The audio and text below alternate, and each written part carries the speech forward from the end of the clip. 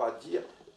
ce sont des institutions où tout d'un coup, qui ont décidé que les gens ne veulent plus voir de films noir et blanc.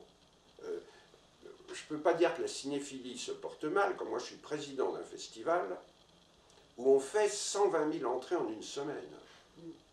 Sur des films en noir et blanc, que le matin, j'arrive le matin, à 9 h du matin, Hôtel du Nord, salle archi-comble.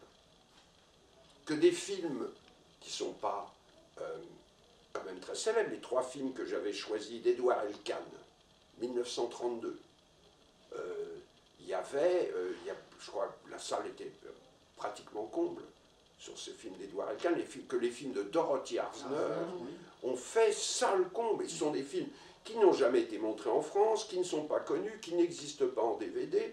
Donc on a réuni toutes les projections. Ciné Plus, on a passé quelques-uns de Dorothy Arzner. Voilà, donc, mais alors, en tous les cas, il y en a 2, 3, Anybody's Woman et Craig's Wife, ceux-là, on les avait jamais vus. Ça. Et c'est sans doute parmi les meilleurs. Parmi les meilleurs. Mais donc je ne ferai pas ce constat. Je dis qu'on ne fait rien pour l'activer, que des gens qui sont chargés de services publics. Les gens de Arte me disent qu'ils font des chiffres tout à fait intéressants sur des films, grâce à Olivier Père et Véronique Kella programment des films et ont un score vraiment intéressant sur certains de ces films. C'est vrai que j'étais cinéphile, mais en même temps, je ne me reconnais pas dans le comportement de certains cinéphiles. Je ne me reconnais pas. Et mon film n'est pas un film de cinéphile. Tu vois, c'est pas un film ni de guide de musée, ni de cinéphile, ni de critique, ni d'historien de cinéma, parce que je ne suis rien de tout ça. C'est pour ça que je dis que c'est un film de cinéaste. C'est un film de cinéaste qui entend essayer de remercier des gens qui l'ont marqué à vie et qui l'ont peut-être aidé à faire ce métier. Mais je ne me reconnais pas complètement parce que il y a quelque chose quelquefois dans les cinéphiles de passion exclusive, des gens qui sont attachés qu'à un genre systématiquement, ou qu'à une forme de cinéma, ou qu'à une nationalité, ou qu'au cinéma passé. Nous, on n'était pas comme ça, même au Nickel, on côtoyait le fait des gens qui venaient du Nickel. Il y avait Yves Martin qui était un poète, et on passait souvent des journées à faire les librairies, les bouquinistes, et il me faisait découvrir des tas d'écrivains, Yves Martin. Et on parlait de ça autant que de cinéma. On parlait de Hugues Rebel, Les Nuits chaudes du Cap français. Il m'a fait lire d'écrivains comme Rémi Gourmont ou Gilbert de Voisin.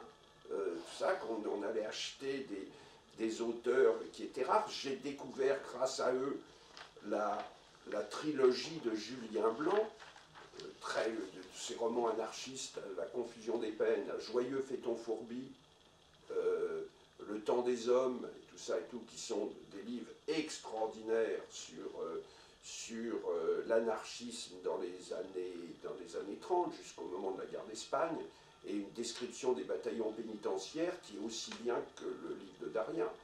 Donc on découvrait, on se nourrissait aussi de choses comme ça. On était aussi... Alors moi en plus, j'étais intéressé par le théâtre et la musique. J'allais beaucoup au théâtre, énormément au théâtre, et mes parents m'ayant inscrit au JMF, j'allais écouter des tas de concerts, y compris Miles Davis présenté par Bernard Gavotti, ce qui est un des moments assez rares pour avoir vu ça, parce qu'il n'y a pas de choses plus antithétiques que Miles Davis et Bernard Gavotti. Voilà, donc cinéphile, mais en même temps, cinéphile qui s'intéresse à la vie. Je dis, si on va chercher ce film Octobre à Paris, à un moment, c'est parce qu'on s'intéresse à la politique. C'est parce qu'on est l'histoire de la guerre d'Algérie, de la question d'Henri Alleg, tout ça, on est au courant, on n'est pas...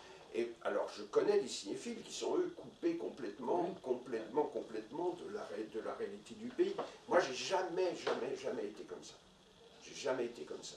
J'ai découvert des films que je connaissais pas et que j'avais sinon oubliés. Des films oubliés, oui. Je dis La tête d'un homme, je l'avais mal vu de Duvivier, et quand je l'ai revu, je me suis dit, ça a des Duvivier majeurs.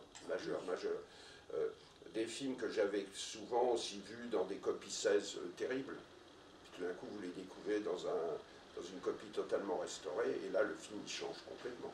Et puis il y a des cinéastes que j'ai redécouvert complètement, que j'ai découvert certains. Alors je voudrais mettre un bout des cinéastes oubliés. Un exemple, Jean Boyer. Jean Boyer, les comédies musicales qu'écrit et réalise Boyer dans les années 30, il y en a plusieurs qui sont absolument formidables. Prends la route, par exemple, c'est un vrai chef-d'œuvre du genre. C'est un film dont il fait le scénario, les dialogues, les paroles des chansons, et tout est musique merveilleuse de Georges Montparnasse. Et le film, les gens chantent dans les bureaux, dans la rue, dans les appartements, mais absolument comme dans un film de Jacques. Et il n'y a pas du tout, c'est pas une adaptation d'une pièce de théâtre, c'est une liberté de ton. Un mauvais garçon, la même chose.